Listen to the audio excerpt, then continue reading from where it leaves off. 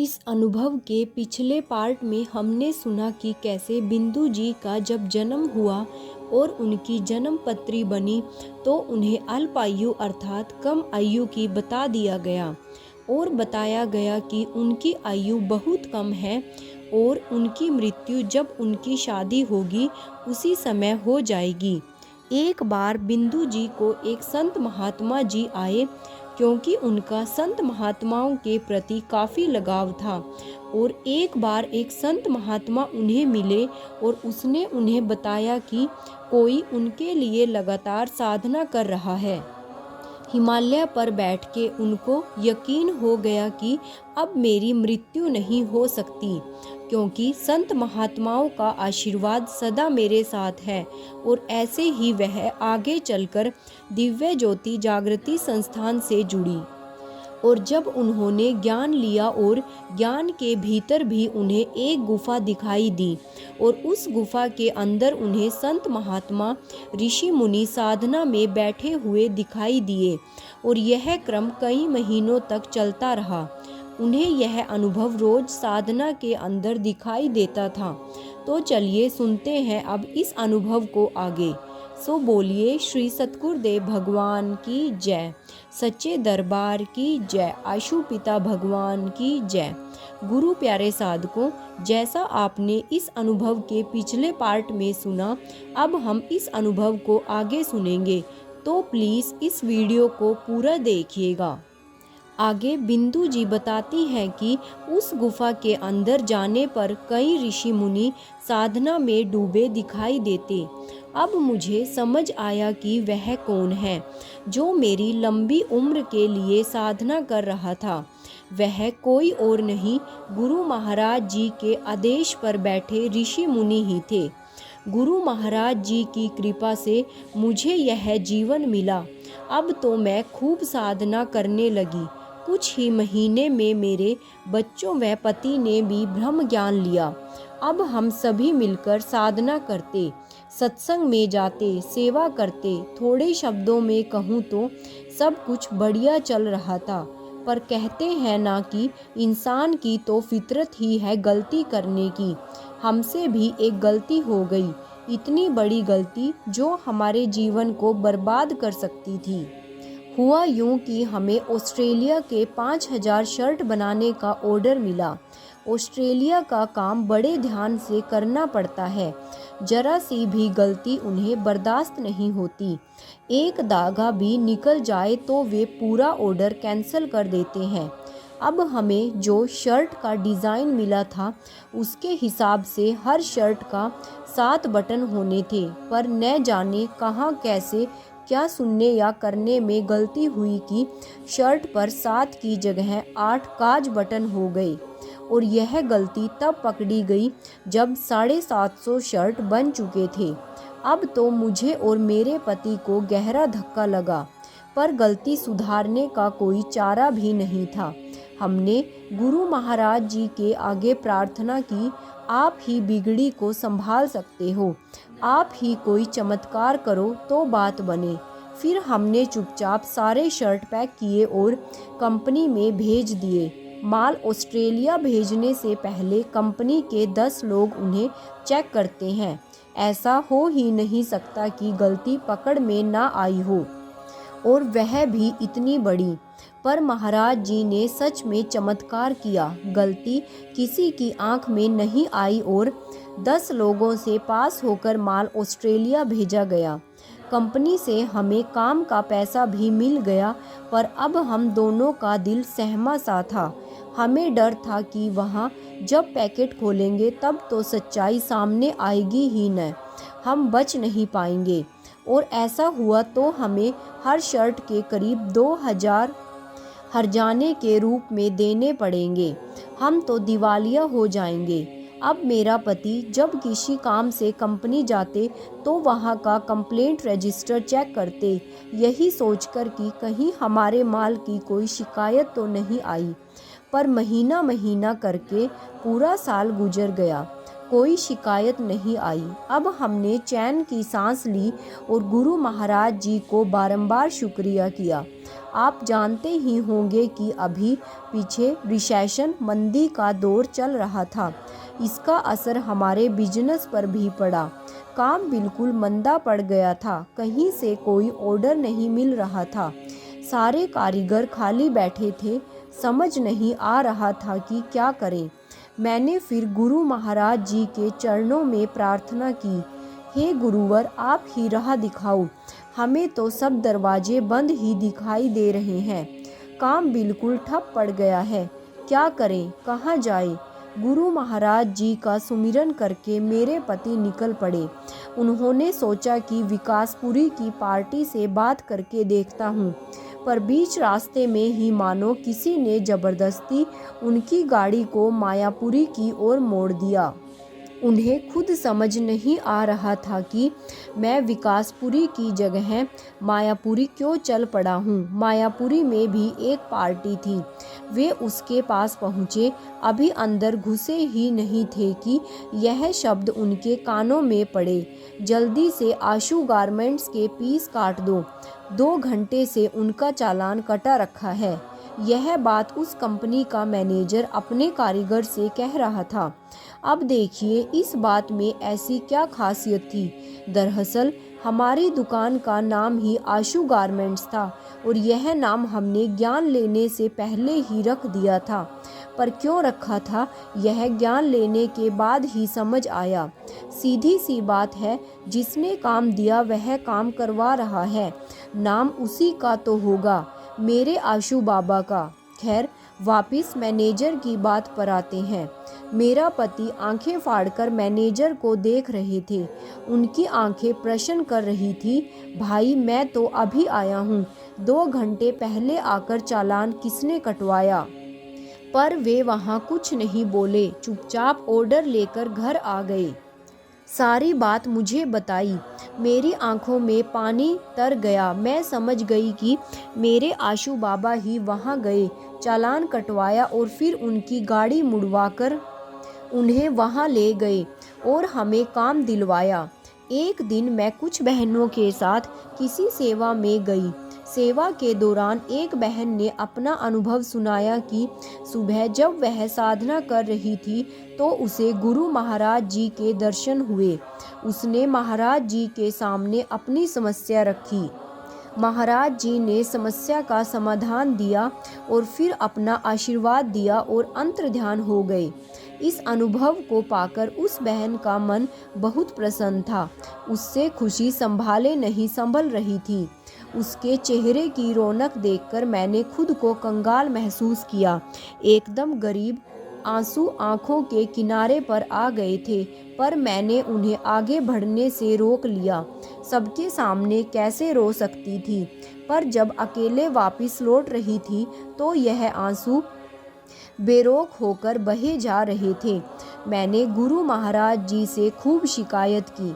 आपकी याद में हर कोई है, आपको सबकी याद आती है, बस एक मुझे छोड़कर। क्या मैं सच में इतनी बुरी हूँ? क्या मेरे कर्म इतने खराब हैं? क्या आप मुझे कभी दर्शन नहीं देंगे? मेरे अनुभव में नहीं आओगे? यूं ही बात करते करते कब घर आ गया पता ही नहीं चला। घर पहुंचकर कुछ करने का मन नहीं था, बस उदासी छाई हुई थी। मैं साधना में बैठ गई। अभी 10 मिनट ही हुए थे कि अनुभव होना शुरू हुआ। मैंने साफ देखा कि गुरु महाराज जी बड़ी तेजी से चले आ रहे हैं। महाराज जी के साथ ना कोई स्वामी थे, ना सेवादार। महाराज जी अकेले बड़ी रफ्तार से कहीं जा रहे थे। मैंने गुरु महाराज जी से पूछा, महाराज जी आप कहाँ जा रहे हो? महाराज जी ने मेरी तरफ देखा तक नहीं। चलते चलते हुए वे बोले, और कहाँ? तेरे घर।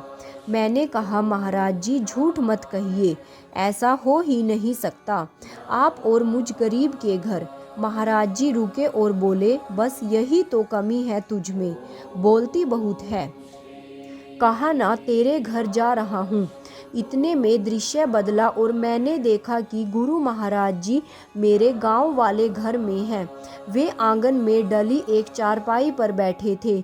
मैं एक दीवार की ओट में छुप गई, यह देखने के लिए कि मेरे घर का कोई सदस्य मेरे गुरु महाराज जी का आदर सत्कार करता है या नहीं। कुछ मिनटों तक जब कोई नहीं आया तो गुरु महाराज जी बोले, अरे तू भी कितनी अजीब है। मैं तेरे घर आया हूँ और तू छिपकर खड़ी है, सामने आ। उसके बाद गुरु महाराज जी ने अपने दोनों श्री चरण आगे बढ़ा दिए और बोले, ले जल्दी से धो ले। मैंने हैरानी से पूछा, सच आप मुझे अपने श्री चरणों को धुलवाएंगे? महाराज जी बोले, हाँ जल्दी कर, यह मौका दोबारा नहीं मिलेगा। मैं चारों तरफ थाल ढूंढने लगी। अचानक मेरी नज़र आरती के थाल पर पड़ी। मैंने भागकर उसे उठाया, अपने दुपट्टे से अच्छी तरह साफ किया, फिर खूब भावना से गुरु महाराज जी के श्री चरण धोए। इतना आनंद मिल रहा था कि मैं चरण धोती ही गई। कुछ देर के बाद महाराज जी ने अपने चरण हटाए और बोले, बस बस। इतने में फिर दृश्य बदला। अब मैं गुरु महाराज जी के साथ अपने पटेल नगर वाले घर में थी। गुरु महाराज जी को सारा घर दिखा रही थी। गुरु महाराज जी ने कहा, तेरा घर ठीक नहीं बना हुआ, तू इसे ठीक करवा ले। मैंने कहा, महाराज जी मेरे पास पैसे नहीं हैं। महाराज जी बोले, तो मुझसे मांग ले, जितना कहेगी मैं उतने दे दूंगा। महाराज जी बोले, मैंने कहा, नहीं महाराज जी, मैंने सत्संग में सुना है कि गुरुदेव से कभी कोई संसारिक चीज़ नहीं मांगनी चाहिए।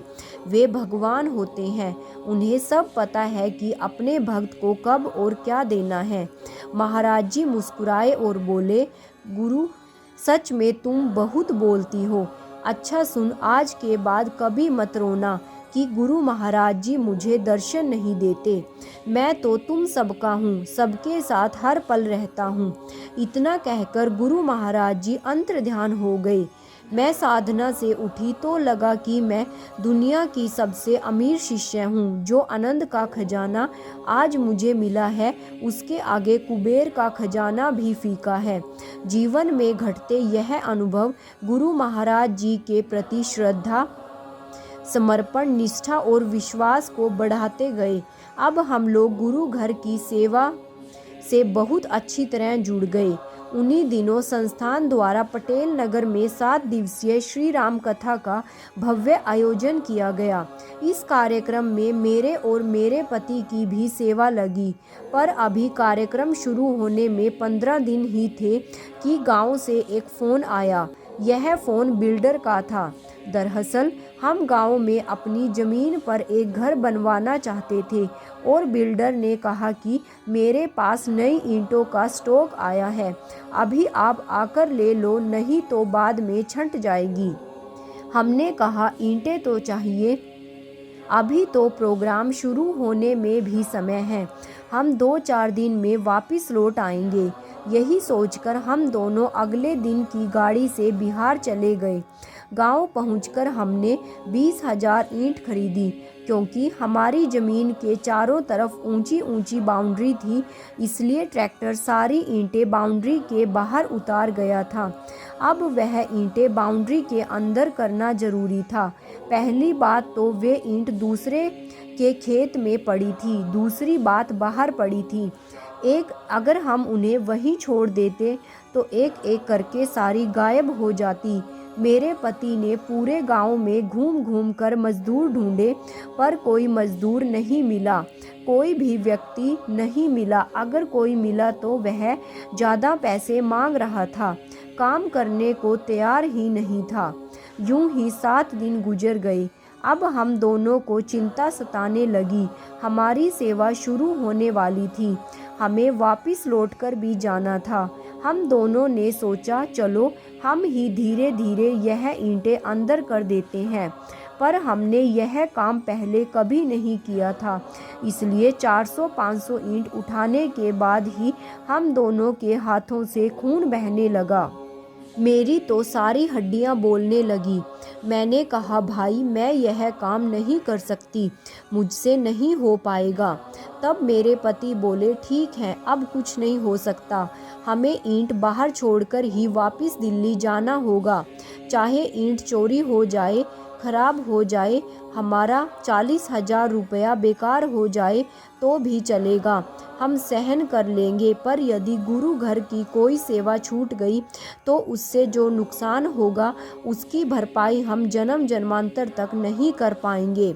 मुझे उनकी यह बात ठीक लगी। हम दोनों ने टिकट घर जाकर 2 दिन बाद की टिकट ले ली। अब हम दोनों एक ताड़ के पेड़ की छाया में बैठे थे और थोड़े उदास और मायूस थे। तभी मुझे कुछ बच्चों की आवाज़ें सुनाई दी। मैंने मुड़कर देखा तो पास ही 4 बच्चे गिट्टे खेल रहे थे और 7-8 साल के प्यारे प्यारे से बच्चे थे। हंसी करते हुए मेरे पति ने कहा, लो महाराज जी ने भेज दिए बच्चे, करवा लो इनसे अपना काम। मैंने कहा, आपको तो हर वक्त मजाक ही सूझता है, यह बच्चे क्या कर सकते हैं। तभी उनमें से एक बच्चा बोला, हम ईंट उठाने का काम करते हैं। मैंने कहा, तुम इतने छोटे से होकर ईंटों का भार कैसे उठा लेते हो। वह बच्चा बोला, विश्वास नहीं होता तो करा कर देख लो, बस एक बार। हाँ तो बोलो, हम झटपट आपका सारा काम कर देंगे और 1,000 ईंट उठाने के 30 रुपये लेंगे। शुरू करें क्या। मैंने ना तो हाँ कर पाई और ना ही ना मना। बस वे तो शुरू हो गए और 1 घंटे के अंदर ही उन्होंने 20,000 ईंटें अंदर कर दी। उन्हें देखकर मुझ में भी जोश आ गया और मेरे पति में भी। हम भी उनके साथ लग गए। देखते ही देखते गांव के 11 बच्चे और आ गए और हम सभी मिलकर ईंट अंदर रखने लगे।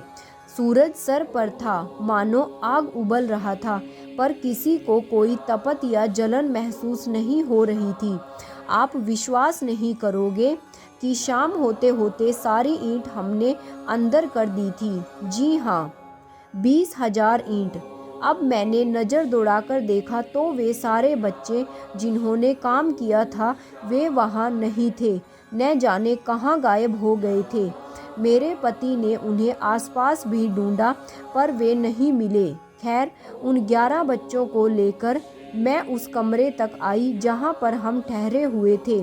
उस कमरे में मैंने गुरु महाराज जी का स्वरूप लगा रखा था।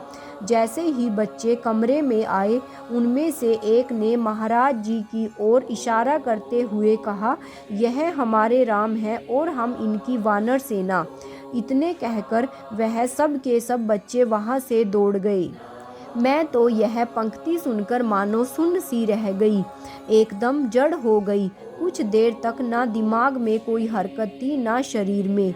जब होश आया तो आंखों से आंसू बरस रहे थे। पैर तेजी से बच्चों के पीछे दौड़े पर काफ़ी देर हो चुकी थी।